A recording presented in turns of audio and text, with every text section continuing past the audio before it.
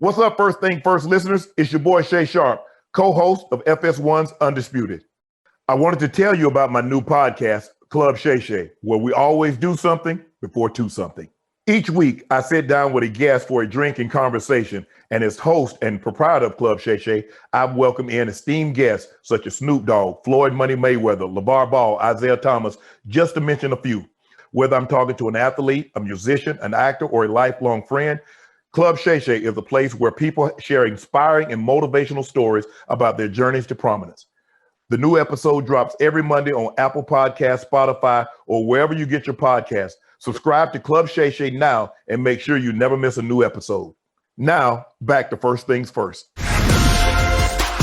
First things first, who had a better all-star draft, LeBron or KD? Could Deshaun Watson actually sit out next season? And is it smart for the Hawks to start answering trade calls on Russell Wilson? Happy Friday and good morning, everyone. Jenna Wolfe alongside Nick Wright, Brandon Marshall, Kevin Wilds is with us. Nick, hey, at least they didn't let the calls go to voicemail. So it's a step in the right direction. No, it's not. They actually should be letting the calls go to voicemail. Everyone's lost their mind. We'll discuss it. They're crazy. You're on the wrong side of this. They're tired. I think you are. We'll get to all that, but we got to start in Pittsburgh, where it appears the Steelers are just going to roll it back. Big Ben making big headlines, taking a pay cut. The team's bringing him back. $14 million. It's going to save around $15 million on the cap for them. Ben said he's more happy to help the teams address other players. He's such a team guy, Nick. Your guy, team guy. But Brandon, let me start with you. Are the Steelers making the right move, bringing Ben Roethlisberger back again? Look, Jenna, if we knew the Pittsburgh Steelers was an organization that would pick up the phone for Russ and Deshaun Watson, then yeah, they would be making the wrong move here. But they're not that organization. They don't go out and make these type of big splashes. They don't go out there and participate in a major way in free agency. So this is their best option. But the real question is, why not? Like, you have a top 5 defense. You have a defense that can win a championship with a quarterback that just can get it done. Big Ben, it's not that Big Ben can't get it done. That's not the issue. It's his stubbornness to be able, like, I want to hand the ball off, or I want to do things a little differently. He can't go outside of what the offensive coordinator wants to do. Now, I do believe they should sit down and try to figure out what works best for Big Ben, what works best for the offensive coordinator. But Big Ben runs the show, and he's been running the show for a very long time, and they haven't been back to the Super Bowl. So, Nick, I think that this is a start of a transition, and if Big Ben was somebody that would embrace more than yoga and more than a Stairmaster, he might find himself in a good position where he have a good season and maybe he play another year or two. So I think the Steelers felt a little trapped by their history, trapped by who they want to be as an organization, trapped by the fact that they are considered one of the classiest, most well-run family organizations in sports. And when Big Ben made it clear he didn't want to retire, they weren't going to cut him. And so I think what's instructive here is to talk about how the Steelers got here. And they got here, they started on this path, I should say, September 16th, 2019. Because that's the day after Big Ben had torn up his elbow and they were 0-2 that they traded a first-round pick for Minkah Fitzpatrick. And that was the clear signal that they think we are not ready to transition. We are not ready to take the unexpected opportunity of our quarterback going down to just have a bad year and to get the next quarterback in the building. In fact, they doubled down on that team by trading away their first-round pick to try to make the defense even better. And by the way, Minkah is a spectacular player. Yep. But once you make that decision, you then, just to try to squeeze out an 8-8 year, which is what they did, that set you on this path here. And this path here was, well, I guess we'll bring Ben back. We don't have his replacement in the building. We don't have an obvious way to acquire his replacement. So he'll take $5 million less, and instead of eating our medicine with the cap this year, we're going to eat some this year and then $10 million next year when he's retired. But it's just Wilds. They left themselves without a clear exit path, and I do fear for them. They are about to enter the quarterback wilderness that, at least you and the Patriots will be able to say, hey, we're here too, so don't worry, along with your Patriots and a few other teams, no problem, because they don't have a way forward from here. Okay, but that's okay, because it's still the real Big Ben. Now, in addition to doing this show, we all have other side jobs. Like Brandon has got his Health of Athlete empire. Jenna does some training over Zoom and stuff. So you can do a lot of burpees. Nick works for Maverick and Rich Paul. So we all do stuff. I do like a quarterback authentication service. So what you do is you send me your quarterback, and I look at the stats, and I look at everybody. I also do sneakers and watches, but I also do quarterbacks, and I tell you if that's an authentic quarterback. So last year, someone sent me Drew Brees. Like, hey, is this the real Drew Brees, or just sort of a high quality variant? And I said, oh, I don't know, 41 and these little dink and dunk passes. This is not the real Drew Brees. Then someone sent me Tom Brady. I said, oh, no risk it, no biscuit, another Super Bowl ring. And that was the real Tom Brady. And the other day, the Steelers organization sent Big Ben to me. He's like, hey, Kevin, what's the story? Can you authenticate this Big Ben? I said, I have good news for you. This is the real Big Ben that we've seen.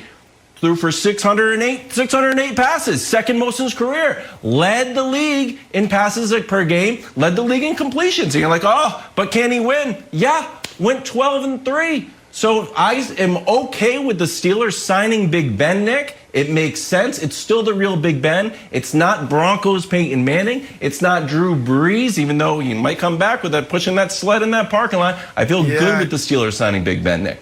Brandon, do you think this is the real Big Ben? Because I don't. I think those numbers are a little misleading. I'm not questioning Wild's authentication service, but I don't think it's the real Big Ben. That's what you're not questioning. No, Nick. It is the real Big Ben. No, don't forget what happened in the last 4 or 5 games. The last 4 or 5 games, that's where most of those interceptions came in at. That's where a lot of those incompletions came in. He started off hot. They started off 11-0, Wilds. But what happened the second half of the season? Yeah. He started trending in the wrong direction. So I think that is the Big Ben that we saw. And it's not just like, look, if Big Ben embraced morning yoga and the Stairmaster, I truly believe he can go out there and help his team win. But what happens with the understanding that we got to do it a certain way on offense, I don't think they have a true identity on offense. This is a team that's been known for years to power O and take a couple shots. They're not doing that. Big Ben is dropping back and throwing it over and over and over again. He's taking some shots down the field, but he's dinking and dunking as well. So, buddy, Nick, I think the second half of the season is who Big Ben really is. Well, if that's who he is moving forward, then they're screwed. Because the first half of the year, weeks 1 through 10, he had a passer rating north of 100. And the second half of the year, weeks 11 through the playoffs, he had a passer rating sub 90. And Wilds, I was listening closely to Wilds, the stats. He was like, he led the league in attempts and led the league in completions. That is not exactly necessarily a good thing, because a lot of those attempts and a lot of those completions were just extended handoffs. What was the book on the Steelers but by the second half of the year? They weren't running the ball at all. Instead, they were dinking and dunking, or attempting to dink and dunk their way down the field. Now, let me say something nice about Big Ben, which I don't often or always do. He clearly, and this isn't sarcastic, he clearly really does want to play. Because I understand the cap number and the signing bonus and avoidable year is confusing. Here's what everyone can understand. As far as cash dollars he is making from playing football this year, it's only $14 million.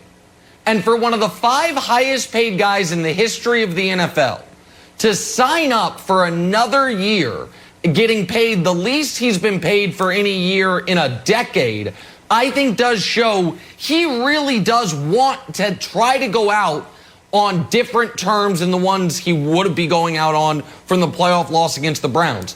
I don't know if it will work out for him, but this is the opposite of a money play for Big Ben. The $14 million is a rounding error for a guy who's made $250 million in his career, and he clearly wants to give it one more go, so maybe he'll take the offseason a little more seriously. I don't know. But this was something that he wants to play another year, Jenna, and I think it's not about the money, which is noteworthy.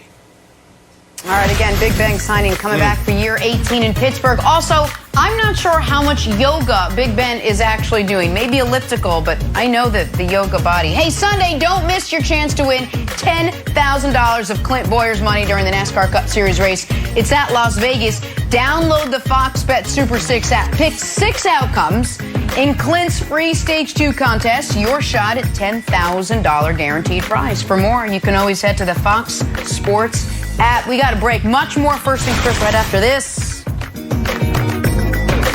Hey, First Things First listeners. I wanted to tell you about our brand new Fox Sports app and website, foxsports.com, reimagined for the modern sports fan. Go ahead. Download the new app right now. You don't even have to pause this episode. Every day on the new app and website, you'll see the top stories in sports. Plus, a rich world of written content, videos, social media, and analytics to give you a 360-degree view of the most important stories of the day. Streaming live TV has never been so easy or elegant. Every Fox Sports game, including all pregame and postgame shows, as well as the televised version of this show, just a click away. For the extra invested fan, we also go deep with real-time wagering lines, trending prop bets, win probability, and key player projections. So download the new Fox Sports app or visit www.foxsports.com. Back here, time to run the no huddle. So guys, Jalen Ramsey and Deshaun Watson, they both have the same agent. So I don't know, maybe each's got a little insight into the other's business. Case in point, Jalen Ramsey said he highly doubts Deshaun will ever suit up for the Texans again. Brandon, what's more likely for week 1? Deshaun sits out or Deshaun gets traded? Gets traded. In New England, there isn't one guy bigger than the team. In New England, this is a team that's done a great job of winning year after year after year because they stand on the table and preach. We eliminate distractions. We don't have a distraction. They actually have a sign at the front of the door when you walk in that says, check your ego at the door. So why do I say New England? Nick Caserio, the general manager, that's where he spent a lot of his career. I can't see Nick now coming to Houston and embracing a different philosophy, embracing a different approach. So I don't see this happening because this guy's not showing up. So what you're saying is, well, we're going to embrace distraction, and that's not the New England way. That's not the Patriot way, Nick. I agree, Brandon. He's more likely to be traded, and I also am going to keep hammering this point. April 29th, folks. There is not going to be any Deshaun Watson movement until either the day of the draft or a couple days before the draft. And that is for 3 reasons.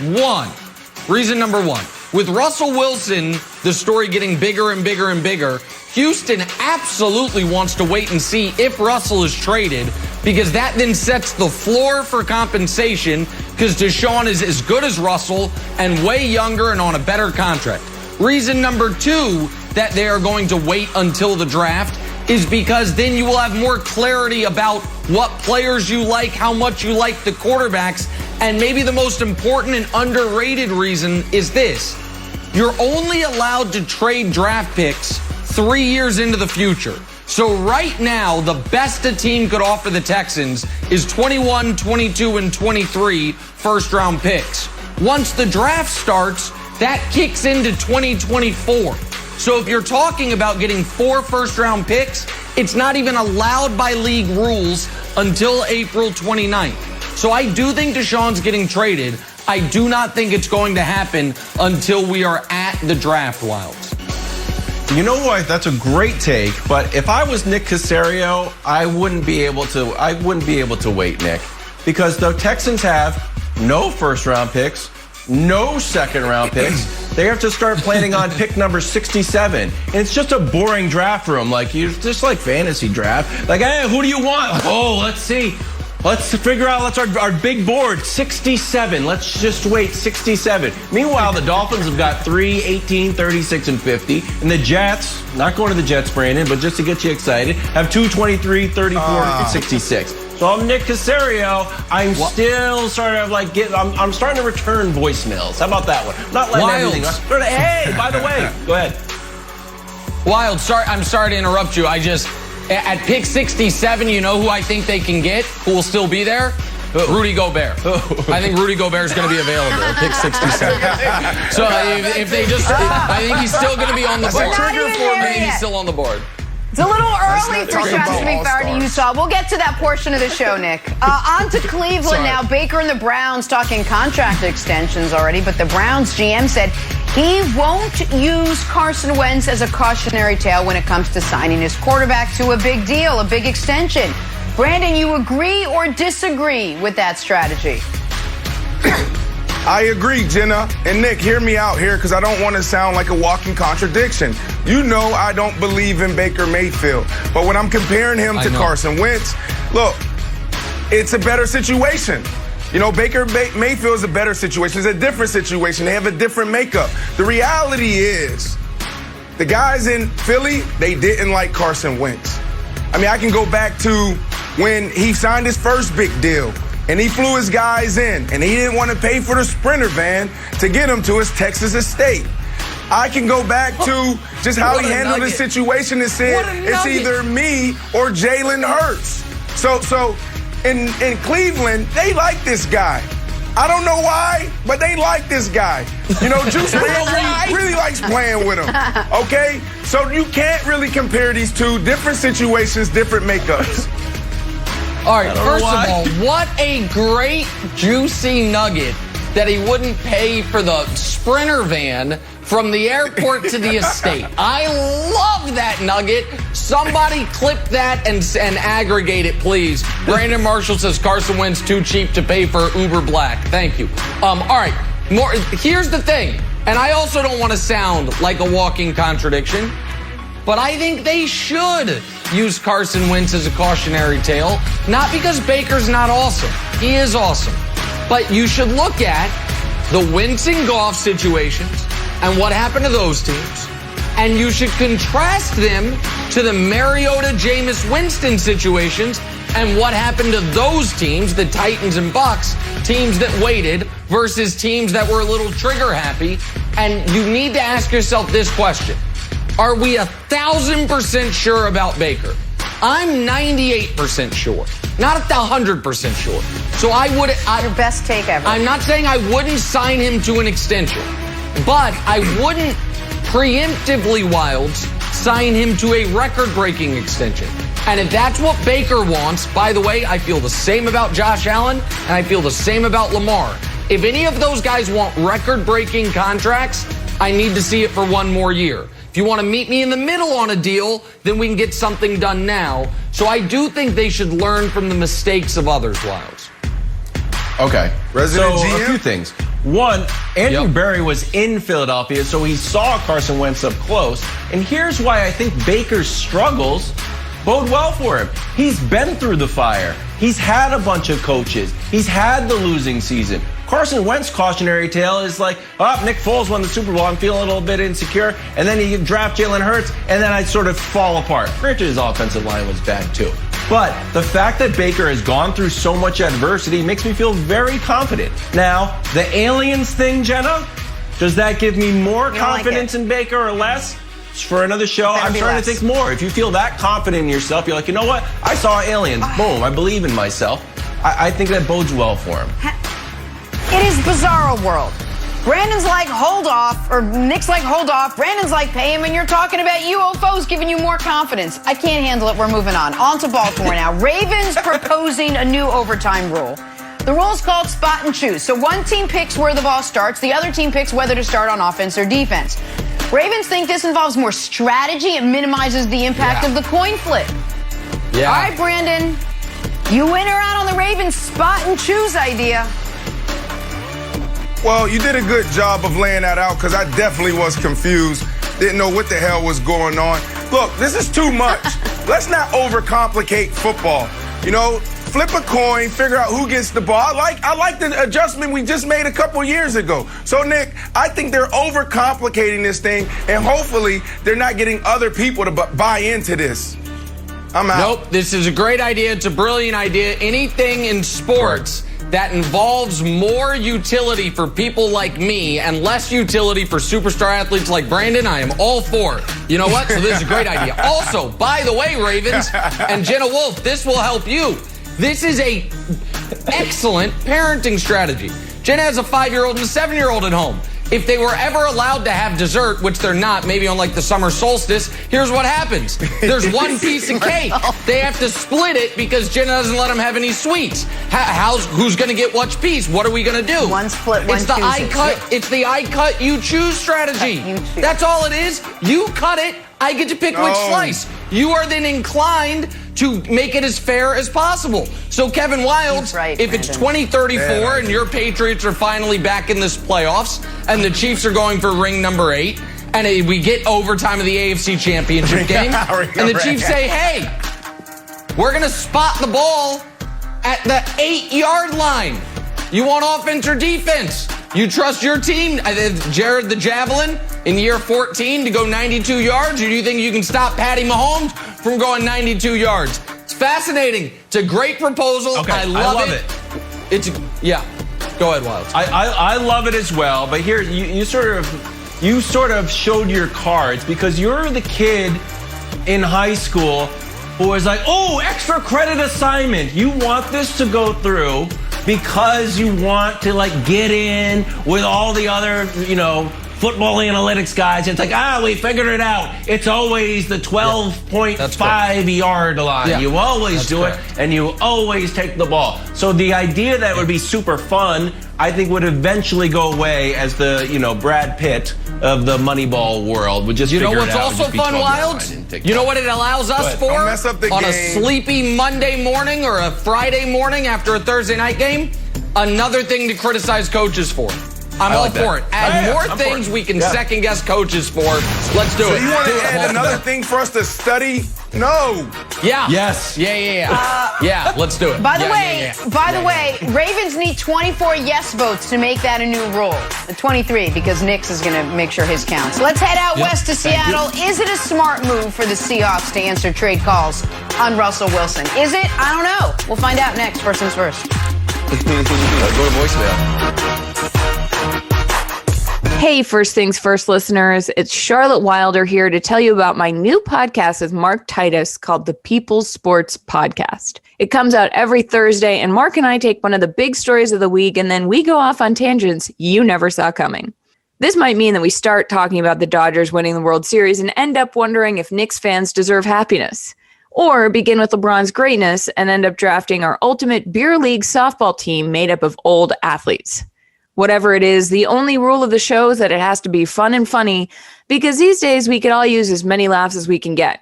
So check it out wherever you get your podcasts and come down weird sports rabbit holes with us. We can't wait to have you. Now, back to First Things First. Wildes, it's not a lie if you believe it. That's what I live my life by. To the latest in Seattle now.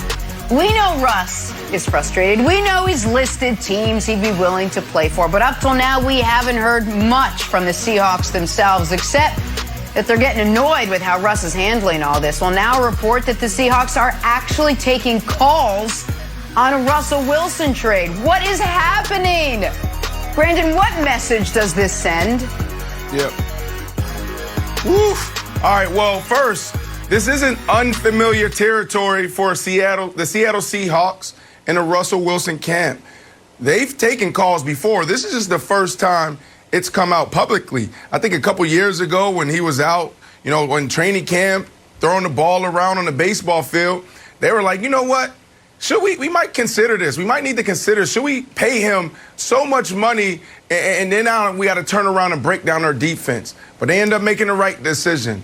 So I think reality is finally setting in for the Seattle Seahawks where, it might be time to move on from Russell Wilson. And it also sends a message that Pete Carroll He isn't willing to compromise. There's a certain way he wants to do things. And I knew that Pete was a boss and he was a savage when we went like 9 for 10 in the red zone in training camp. And he wanted us to run this fade route in the tight red a certain way.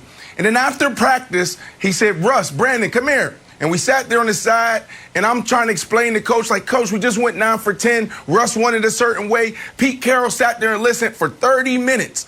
And he said, you know what? I love what you guys are talking about, but do it this way. And then he walked off. Russ sat there, and he wanted to continue the conversation. I said, Russ, the boss has spoken. It's done. Let's go back to doing it the way he wanted us to do it. He wanted me to look like Jimmy Graham. I say all that to say this, Nick. The message is that Pete Carroll, he isn't willing to compromise. There's a certain way that he wants to do things, and he's going to make sure it gets done that way. He doesn't want to let Russ cook. Well, they are categorically insane for letting it get to this point. You've got, in Houston, a situation where the well has been spoiled with Deshaun Watson. There is no getting him back in the fold. So them not listening to trade offers is irresponsible. You then have a situation in Seattle where the well is not even close to spoiled, where it's just, the water tastes a little funny. What, can I tweak some things? Can I fix some things? And you're like, nope, gotta pick up and move. Land no good. What are you doing? You just keep upping the ante as far as the game of chicken you guys are playing. Stop it. Guess what? Let Russ throw the fade patterns he wants to play. He wants to throw. Let Russ have a seat next to John Schneider. Let him sit on his damn lap if he wants to. I don't understand what they're doing here. It's as if they think Russell Wilson is doing them a favor by giving them a possible out. I am not here to say, Wilds, that Russ has handled this perfectly or that Russ is the perfect football player. Neither of those things are true, but neither of those things are relevant because the Seahawks and Schneider and most notably Carroll evidently do not believe that without Russ, they become irrelevant. I am here to tell you, without Russ, you become irrelevant. And Pete Carroll is not Sean McVay. He's the second oldest coach in the NFL. How much long is it going to take for Carroll to rebuild the Seahawks? And I'll bet you this much. I'll bet you Russell Wilson's playing quarterback in the NFL longer than Pete Carroll's coaching in the NFL. I'll bet you that. So I don't know why Seattle is entertaining this, and I don't know, Wilds, why Seattle hasn't fixed this.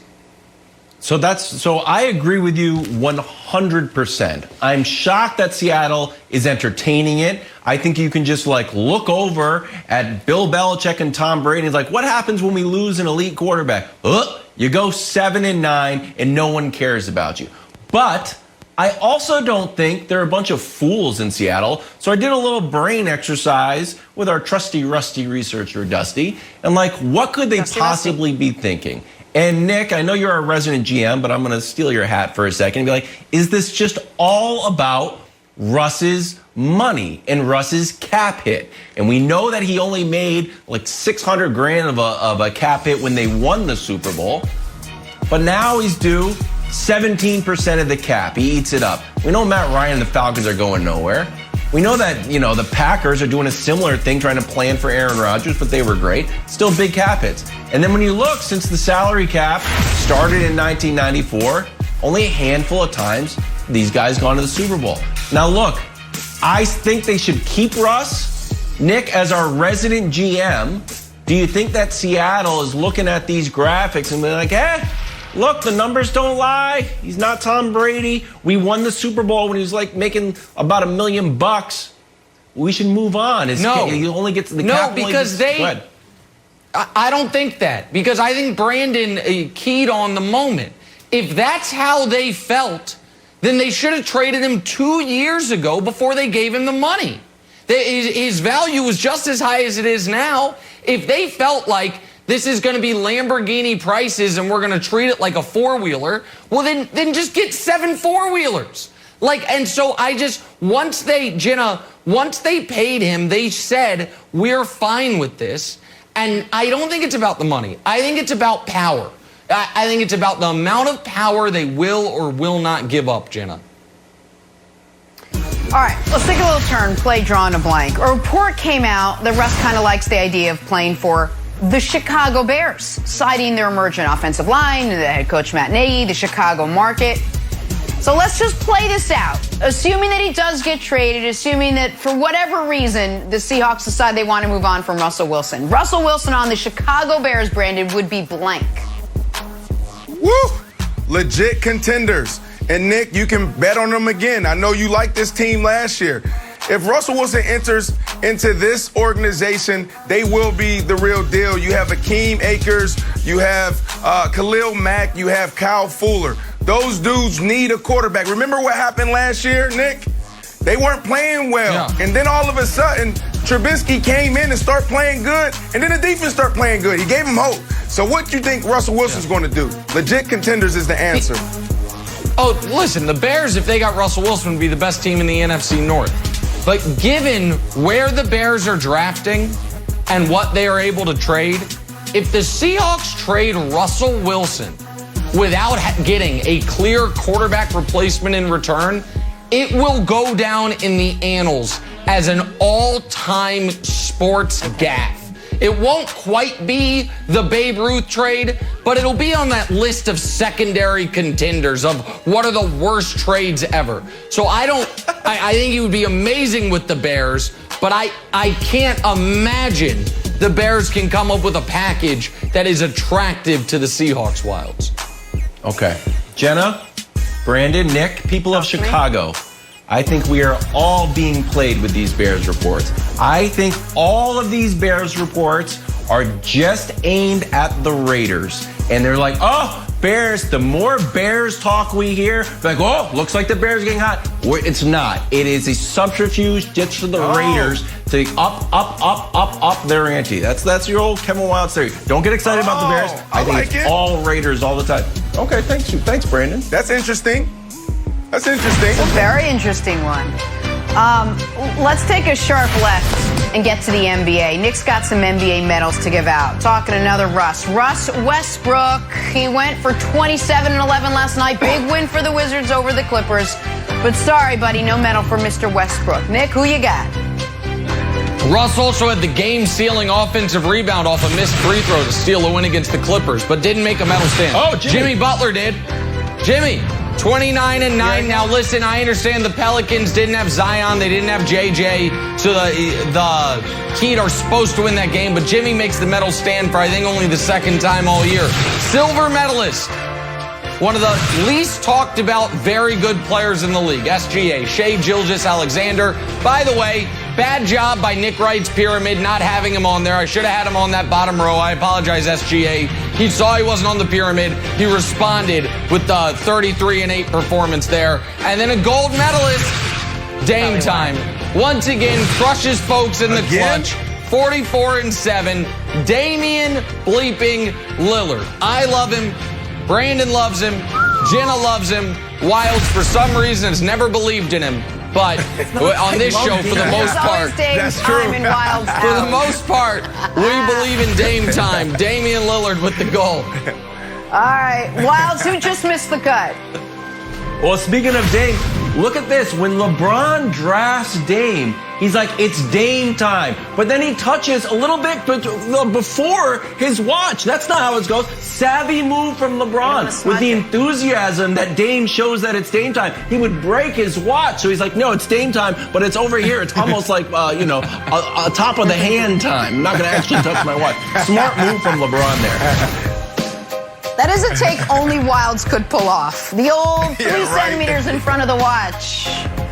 Sixth career All-Star selection for Dame, by the way. Congrats. Let's keep talking last night's All-Star draft. Did LeBron or KD draft a better squad? We'll find out next. First things first.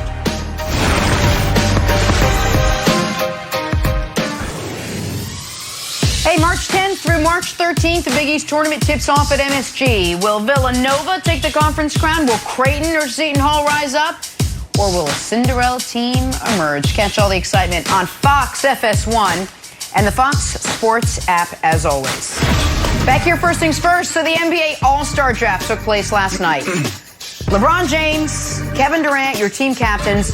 LeBron took Giannis, number 1 overall. Here are his starters. LeBron, Giannis, Steph, Luka, Jokic. That is some team. But on the other side, got to stay competitive. On the other side, KD took Kyrie with his first pick. Then went on to select Embiid, Kawhi, Bradley Beal, and Jason Tatum for the starting 5. Here's how the rest of the rosters panned out. We are now joined by Chris Broussard. All right, Broussard, we're going to get to you in a second. Take a look at this now. Brandon, start with you. Who drafted the better team last night? Jenna, it's not even a debate. Devin Booker, Zion Williamson, the kid from Spartansburg, South Carolina, Kevin Durant himself, James Harden, a walking bucket. Is it even a discussion? And the best player on the planet. We're talking about Joel Embiid. It's not even a discussion. It's Team Durant. This dude did a great job of drafting. And LeBron, don't try to take MJ's route and try to go own the team and be the general manager because you don't know what you're doing.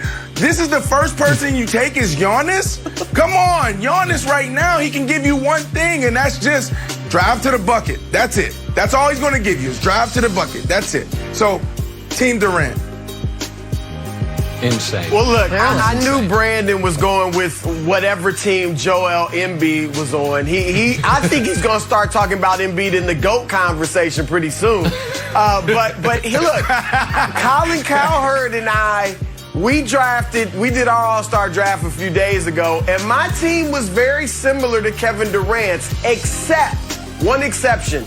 I had Giannis, and that's the key for LeBron. Look, Giannis plays all-star games like it's game 7 of a playoff series. So for the first 3 quarters where everybody else is lollygagging, throwing up 35-footers, Giannis is going to be going 150 miles an hour, diving after loose balls, grabbing every rebound, pushing the ball up court. That gives LeBron's team a huge edge. Also, if it's close, which we would imagine it will be, he's got the best clutch player in the game in Dame Dollar. So I have to go with Team LeBron on this one. Dang. I can't believe you're entertaining that it's close. First of all, just let's go league MVPs. Team LeBron's got 8 of them. Luka's going to win one, and Nikola could win it this year. Team Durant, let's see. Kyrie, no. Joel, no. Kawhi, no. Beal, no. Oh, James Harden won one. He has 1 league MVP. And let's go to something I would say far more important than career MVPs, the unimpeachable NBA pyramid. Let's show the top 10 players in basketball that everyone agrees on. LeBron's got 6 of them on his team. KD's got 3 of them on his team. And Brandon mentioned it. I think we talk about the LeBron Jordan thing a little too often, but since Brandon opened the door, I'll creep through it. I do wonder, when you're talking resumes, end of career GOAT discussion, Michael Jordan has proven for the better part of 15 years he can't draft. He's gotten 1 pick right, LaMelo. That's it. LeBron is a part-time GM every year at the All-Star break, drafts perfect teams every year. He's never lost. He annihilated Durant in this draft once again. I feel like Durant was not totally engaged. He obviously got the better team. And Brandon, this is a big moment for you, my friend. I know Wilds has to go, but I got to tell you something. On Team Durant, you have all the Nets. You have Kawhi, who you have coming out of the West.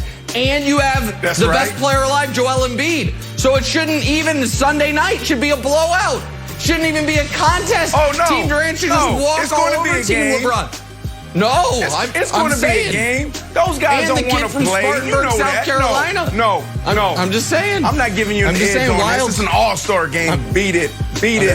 I'm just Brandon, can I defend you? I think you're 100% wrong. Thank you. And even Giannis was like that's the team. Like, we're obviously going to win.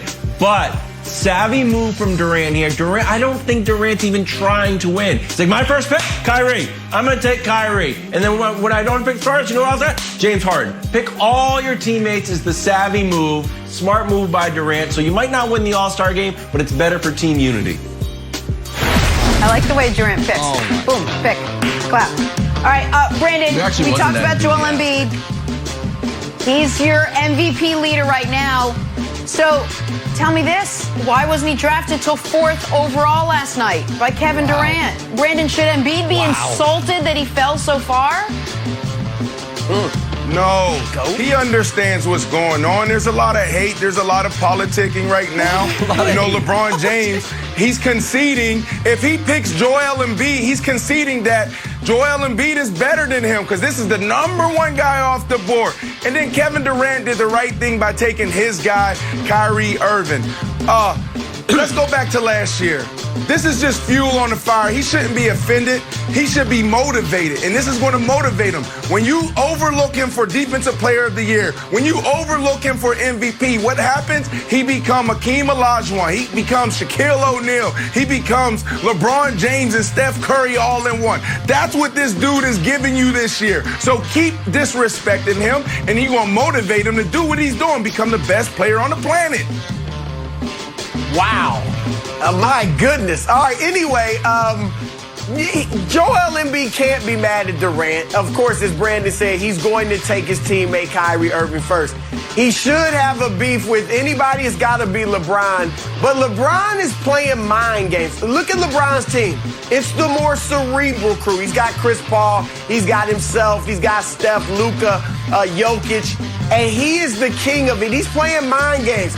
We know Embiid is his chief competition for MVP, so he's putting a seed of doubt in Embiid's mind, saying, you're not really all that, big fella, all right? You have not yet arrived, all right?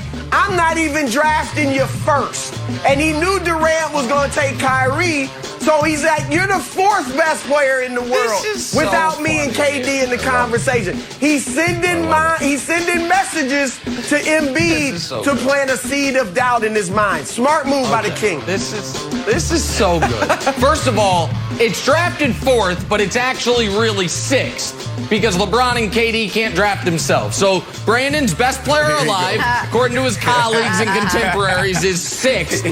But I just love, you know what maybe my favorite part of sports television in this era is it's 90% talking about the games and the players, and the 10% of the time we talk about LeBron, it becomes Freud.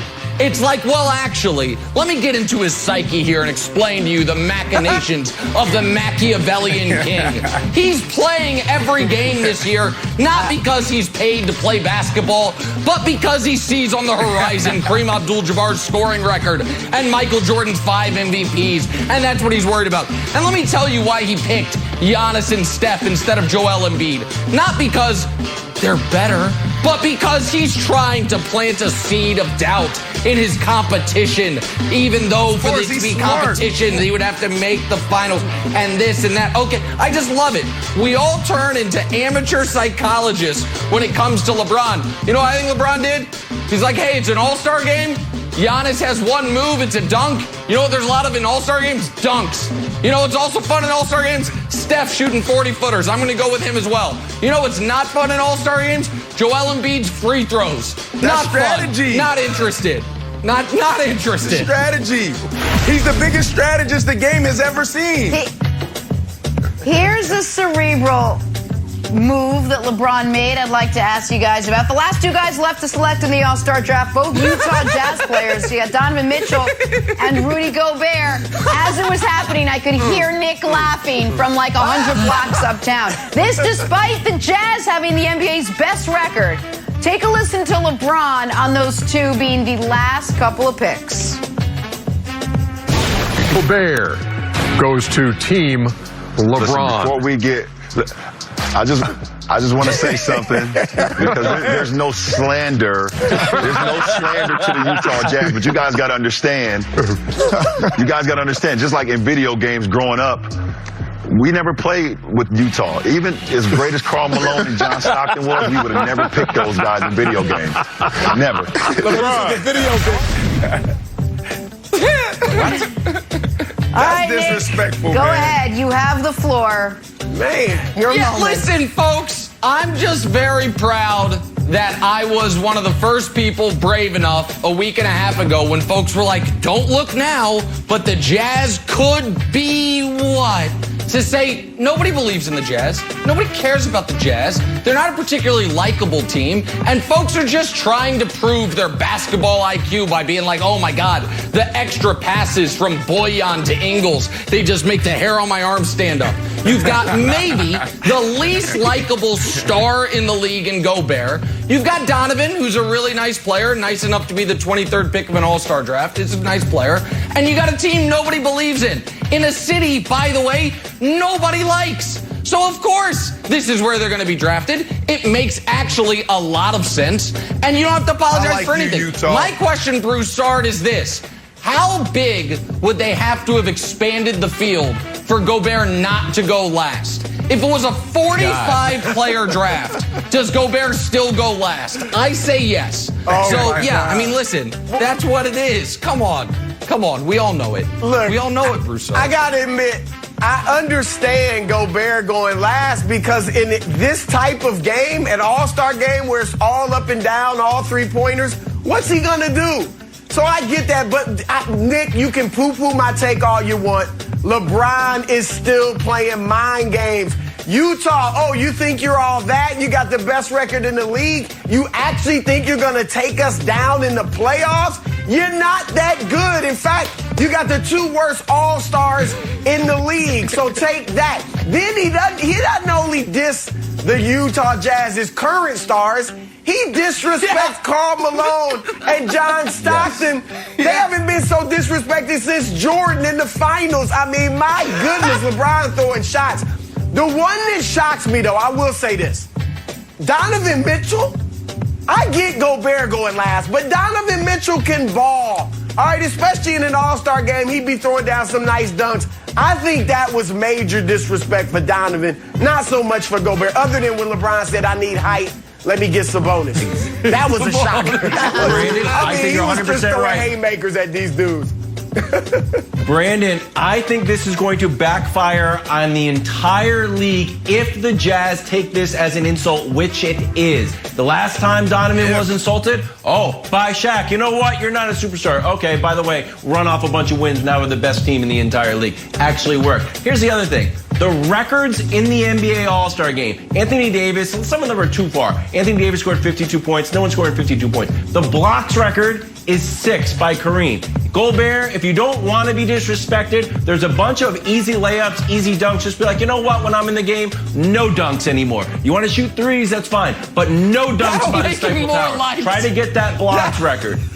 That would work. Nothing will Brandon. Listen, nothing will help his likability. No, time out. Blocking shots. Time out. I'm all for it. I'm all for it. Block everything. This isn't a laughing matter. No, stop this. It's not a laughing matter. You guys get paid to talk about this and make fun of this. This is personal. This touches guys' egos. I played 13 years in the National Football League, made it to 6 Pro Bowls. In 2014, they changed the format of the Pro Bowl. They went to a draft. I was the last person drafted. Look at this. You think I was happy? Get that camera out of my face. These guys want to take it personal. This is a big insult. 100%. You were the last guy drafted, please. Wait, you were the last guy drafted? Wow. Yes, sir. Look, How'd you do? Hey, the problem on my face. The problem is Utah's not good enough to do something about it. They're not good enough to do anything about it. They just gonna have to take it. The Jazz have this to hang their head on. Their 2.5 games clear the field out west at the break, so there's that. Back talking Big Ben now. Did the Steelers make the right move, bringing him back? To be discussed next. First things first. We didn't have time to run all the video of Nick getting picked last. Got to get that hair in a ponytail. Lamar back with us now. We're time to run the no huddle. So Jalen Ramsey talking about his friend Deshaun Watson, who, by the way, he shares an agent with. So they both know each other. They know each other's business. Jalen says, quote, I highly doubt Deshaun will ever suit up for the Texans again. So, LeVar, what's more likely for Deshaun for week 1? He sits out or he gets traded? Sits out. Do you want me to expand? Yes, please. Sure. Please. Yeah. Well, I mean, he sits out. He sits out because I'm not certain that anybody's going to want to take that contract. So you're going to try to trade him. Okay. Deshaun, we tried to trade you. We can't trade you. What are you going to do? Are you going to play? No, I'm not going to play. Okay, I'm going to wait. He sits out. See, that's a boss. See, that's what happens in the locker room. LeVar is a vet. You know, what's my answer? Get traded. You want me to, like, that's it. Like, what else do you need? What else do you need? Look, he gets traded. Now, in you New need to England, they explain have it, this Brandon. thing. They have this This is sign your at show. the door, and the sign says, check your ego at the door. And then when you walk in, everything they do, everything they say says eliminate distractions. This is the Patriot way. So why do I talk about the New England Patriots? Because Nick Caserio, their new general manager, that's where he spent most of his career. And I just can't see him changing this philosophy. I can't see him embracing anything else. This is a huge distraction. So I say he gets traded, Nick. He's going to get traded, but it is not going to be anytime soon. And this is the first time since we've had LeVar on the show that I vehemently disagree with him on something. I think that Deshaun is going to not only be traded, teams are going to want him so badly, he is going to be traded for the largest haul of picks in NFL history. The Herschel that's Walker, what it's going to take. the Ricky Williams trades will have nothing on what Deshaun is going to fetch for the Texans, but should not hold your breath on when this will happen, because it's not going to happen for a month and a half. Because the Texans are not incentivized to do this until the draft. They need to A, evaluate their own draft prospects. They need to B, see if Russell Wilson gets traded, because that sets the floor. And then, as you guys know, my side gig of applying for every open NFL GM job, I study the CBA nightly. People don't understand this. The NFL CBA prohibits you from trading draft picks more than 3 years in the future. So right now, Wilds, the most a team can offer is 21, 22, and 23 draft picks. And that ain't going to be, that's what I'm trying to tell you. Once the draft starts, it ain't enough. Right, go. I agree. It won't be enough, Nick. I agree, for the Texans. But that's what. But then I misunderstood you. But then, so we agree on that. But on draft night, now you can trade the 2024 pick because the 2021 draft has already started. So I don't think this happens until April 29th. Interesting. Hey, Houston's going to want too Hey, much. Caserio. How are you? It's the Dolphins. Yeah. We're just going through our draft capital. We're just chatting. How are you guys doing? You playing on the draft? Oh, you're not. Why? Oh, because you don't have a draft pick in the first round? How about the second round? No, nothing in the second round. Huh. Well, you know, I got 3, 18, 36, and 50, and your quarterback hates your guts. So why don't we trade Tua and some of that, and, call me back. Okay, see you later. And thanks for picking up your voicemail finally. Okay, bye. They're playing to lose. They are playing to lose. Just know that. Wow. The Texans. All right, let's talk some Cleveland Browns. Baker and the Browns talking contract extensions now. But the Browns GM said he won't use Carson Wentz as a cautionary tale when it comes to signing his quarterback to a big extension. LeVar, you agree or disagree with this thought process? And why? I wouldn't use Carson Wentz as a measuring stick for Baker Mayfield. Baker has, he kind of he was even from when he started playing his first year to his second year, and then went to a better performance level. I've never seen Carson Wentz put a back-to-back year of playing well together. So I don't compare Baker Mayfield to Carson Wentz. I would have more trepidation based off of Carson Wentz, not trepidation of Baker Mayfield based off of Carson Wentz. So yeah, I buy this. All right, so you're focused on the performance on the field. Yeah, but you're focused on the performance on the field, and I'm focused on the performance off the field. So I agree with the general manager, because these are two different situations, two different makeups. Carson Wentz can play ball. Let's not get it twisted. What was holding Carson Wentz back, or what held him back in Philly, was who he was in the locker room. He wasn't liked in that locker room. Baker Mayfield, I'm not a huge Baker Mayfield fan, but the guys seem to like him. Juice Landry is in his facility every single day, and he talks about him all the time. He really likes playing with Baker Mayfield. So off of that, I'm sitting at the table and figuring out, what do we need to do to move forward? Resident GM, maybe you have the solution. I know you love the guy, but let's have the conversation. Listen, I like Baker Mayfield as a player. I like Baker Mayfield as a person. I like Baker Mayfield as a truth teller. Brave enough to talk about the obvious existence of aliens, which is a third rail a lot of Americans don't want to go to. With all that said, I would, if I am negotiating with Baker Mayfield's agent, I tell him, listen, you can choose which door you want to walk through. Do you want to be the highest paid quarterback in the league aside from the Mahomes contract? Okay, that's a door that will open up after next season. We need one more year of playoffs, one more year of production before we can walk you through that door. Now, do you want to walk through instant lifetime financial security and a really good quarterback contract, but it is not going to pay you top 3, top 4, top 5 at your position? We could walk you through that door right now. So it's choose your own adventure. What I wouldn't do is make the mistake the Eagles and the Rams made, which is let the player get paid as early as possible and as much as possible. I wouldn't give it all to them. It's the rare players such as Patrick Mahomes that has earned that. As much as I like Baker, he has not quite earned that, but a couple more alien tweets, I might come around. I'm with you, Baker. Obviously. Just for the record, come on. To defend Baker, he wasn't necessarily saying he saw an alien. He just saw a UFO. We don't know if it was manned with aliens or not.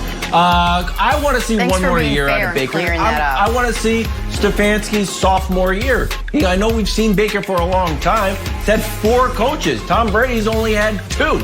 So I want to see Baker one more year, then have him go get a big contract. But one more year under Stefanski. You guys do know UFOs don't have to be from outer space. You might have just not been able to identify it.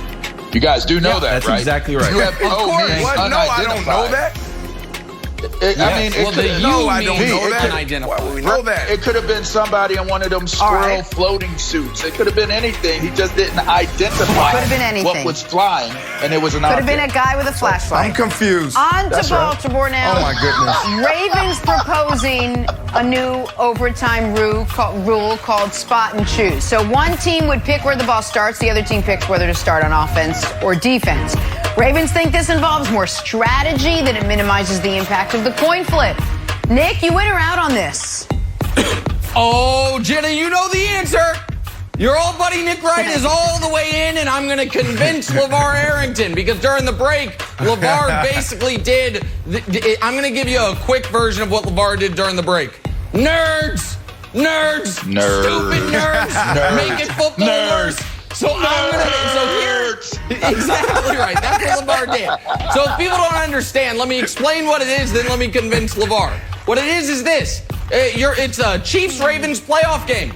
The Ravens say the ball is going to start at the 7-yard line, and the Chiefs say the 7-yard line. Do we want to take the ball there, or do we want to make you take the ball there? So it's strategy depending on the strength and weaknesses of your team and the opponent's team instead of just coin flip. LeVar says, nerds, this is stupid. LeVar also, though, revealed to me, I tricked him. I was like, hey, LeVar, just curious about your family. How many kids you got? He's like, I got 4 kids. I'm like, okay, I'm going to get you here.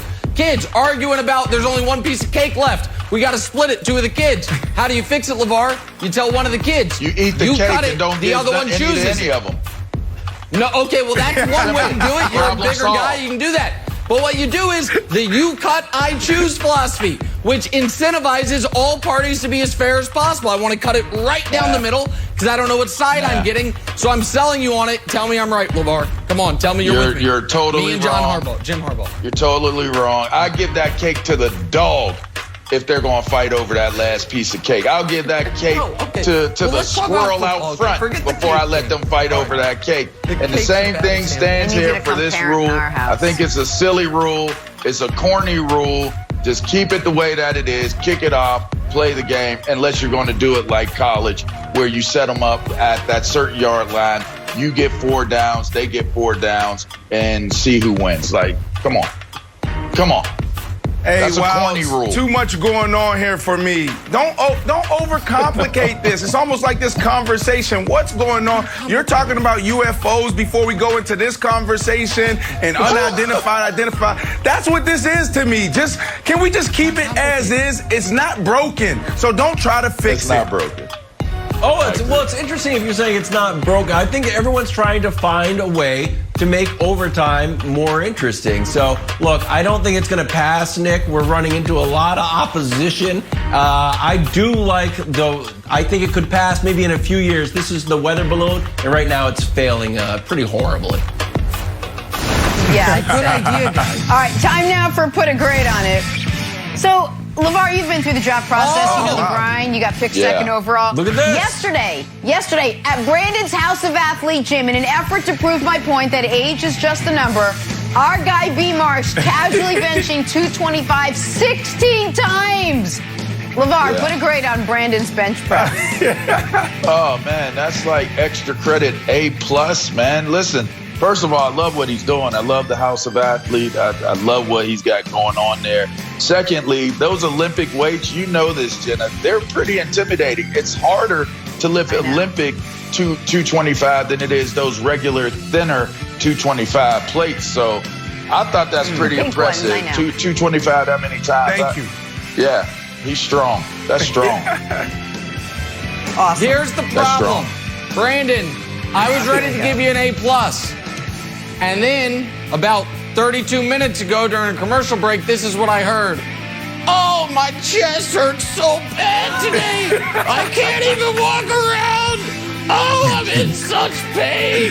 And I'm like, But he did it. You know what? But he did it. You get a D. You don't do all this and then whine about it the next day. I don't hear Jenna ever being like, oh, I'm so sore. My biceps are burpees. No, man. Keep that to yourself. How does this matter?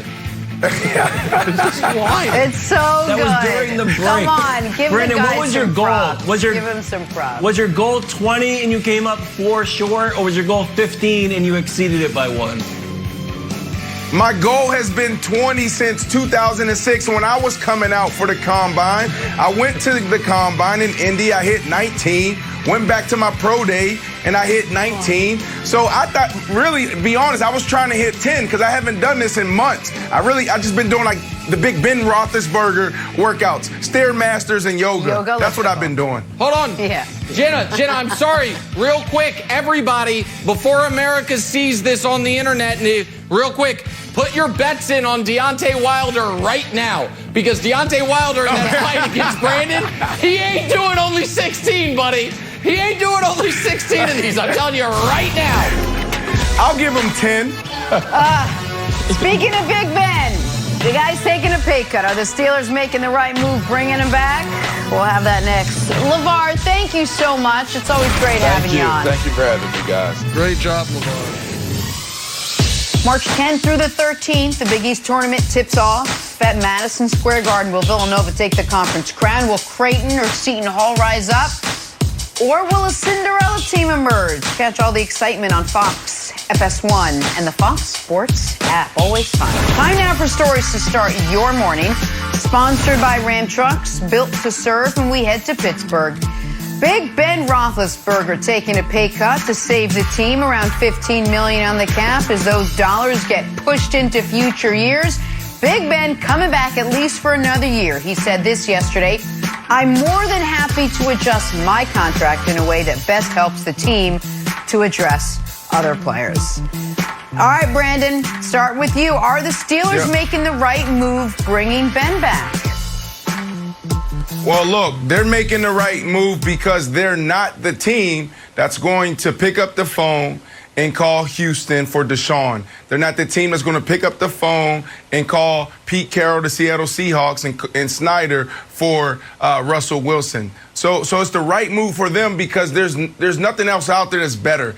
You know this guy. And Coach Tomlin has told his guys before, look, I'm not trying to develop another one. And after Big Ben is gone, probably Coach Tomlin is gone. I don't know if he's going in the booth. I don't know if he's going to retire. But I don't see Coach Tomlin extending his time there in Pittsburgh after Big Ben. So they're doubling down on Big Ben. Now, look, I'm a big believer that players can play well into their late 30s if they take care of themselves. There's no reason why, when you look at technology, when you look at science, when you look at nutrition, things are different today. Look at Tom Brady. Look at some of these other guys doing it at a high level, LeBron James.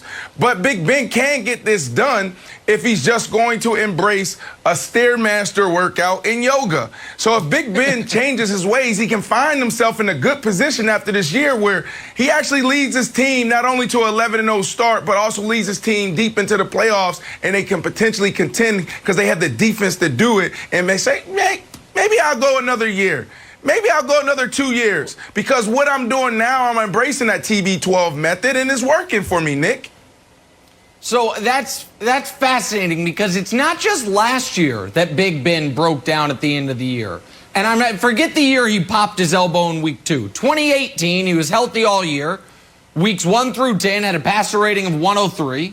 Weeks 11 through the playoffs had a passer rating of 87. That's for 2018 and 2020. Those numbers averaged out. First 10 weeks of the year, played well. The second half of the year, played poorly. So I don't know if it's some type of pitch count that would help him. I don't know if defenses are catching up, if his arm's getting tired. But in his last 2 healthy years, he has not been nearly the same player the second half of the year as the first half of the year. But the fact of the matter is this, Wilds. A catchphrase that a buddy of mine uses a lot that I've kind of adopted is, every decision you've ever made has led you to this moment right now. And the Steelers set themselves on this path a year and a half ago. When they traded a first-round pick for Minkah Fitzpatrick a season and 2 years ago, right after Big Ben popped his elbow, they made it clear we are not worried about the future. Had they not done that, maybe they would have been worse that year and drafted a quarterback. Maybe they would have been in the market this offseason for Sam Darnold, because Brandon mentioned that they're not going to trade for Russ and Deshaun. What about a discounted Sam Darnold? Young, some potential maybe. Instead, when you trade a future first to help your defense when Mason Rudolph's going to be your quarterback, you say, we think our defense can carry us and then Big Ben can come back. And when Big Ben says, I want to come back badly enough, I'll take a $5 million pay cut, they're going to run it back. So I feel like they were set on this course by a lot of decisions, and it's not like Big Ben is standing in the way of the quarterback of the future. They don't have that. So this is just where they are now. Do I think they're a contender? No. But I think they were kind of boxed in to a degree because they didn't, to me, at no point they were, go ahead. No, but I mean, that's the biggest question. Like, I know, Brandon, you like to do like some like Super Bowl or bust. Very New England Patriots fan of you, which I appreciate. But like, in order to win the Super Bowl, you obviously need to make the playoffs. And they started 11-0. They finished 12-3. Right. Their schedule got scrambled because of COVID. They were playing some games, and games were compacted, and they had too long of a rest. And then they had a bunch of injuries on defense, and all of a sudden, Ben's got to throw the ball over the place. So to me, they're still easily contenders. And I think the way that the Patriots played, which their decades-long rival, let go of their legendary quarterback, finished 7-9. So I think if I'm the Steelers, I'm like, like, I don't want to do that at all. I would rather run, the aging legendary quarterback New Orleans plan. Let's ride this guy till the wheels come off and still make the playoffs and see how it goes, Brandon. Came off last year.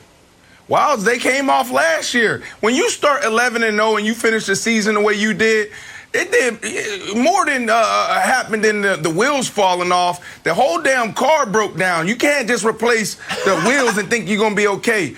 Here's why I disagree with you and I push back, is because you have a defense, Wilds, that can win the championship. You have a championship defense. All you need is a little bit of identity on offense, and they didn't have that last year, Jenna.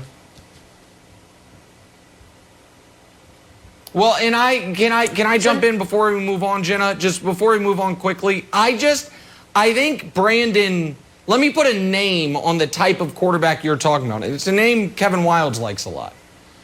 I think Brandon, without saying it, you're saying if they had a Jimmy Garoppolo type a game manager, That's fair. then they would be in a better position than Big Ben, who does still have flashes. I forget which game it was. It was the one game they won down the stretch where Big Ben had a great second half and threw a touchdown pass in the end zone as part of a comeback. Maybe it was the Titans. I don't remember. I don't have it in front of me. He still has flashes of brilliance, but he also he had 4 interceptions in a playoff game. 4. And so I do think, like, if you're going to try to run the football, if you're going to try to be the #1 defense in the NFL, I don't know, and I think this is Brandon's concern, if Ben is going to be okay throttling back and just saying, I'm going to play Pete Carroll style of football, to mix metaphors a bit. And right. I think he wants to play his style of football, Jenna, which is part of the issue here. We had LeVar on last segment who said maybe the reason they brought Dwayne Haskins in was that he's sort of maybe Ben plays like the stopgap until you see what you have in Dwayne Haskins. All right, let us play a little drawing a blank here to close things out. NBA All-Star Game Sunday in Atlanta. LeBron and KD drafted last night. Rosters are set. Everyone's ready to go. So, Brandon, we look ahead. The All-Star MVP on Sunday will be blank. Joel Embiid. And here's why. Like this, you don't believe, Nick. Wilds, I don't believe you believe. And Jenna, I know you don't believe. I think you low-key like LeBron James to win MVP this year. So I'm going with Joel because what he's going to do is he's going to make a statement on Sunday and say, this is why I'm the greatest player on the planet. Okay, great take. Donovan Mitchell. Last time he was publicly insulted by Shaq. They won 13 of their last 14 games. You want to pick him last, second to last. Nobody else, the starters don't want to play. LeBron doesn't want to play. Giannis didn't want to play. Donovan's like, you know what? I'll play and I'll try to win MVP. Donovan Mitchell, go get the MVP. Can I tell you why Brandon Wild's picks are ridiculous? They both have the MVP coming from the losing team. Here's what doesn't happen. LeBron James selected teams lose All-Star games. They're 3-0. Obviously, they're going to win this week, so it has to be one of LeBron's teammates. I say Steph. I think the year of Steph getting his numbers continues. Steph, All-Star MVP. Sir.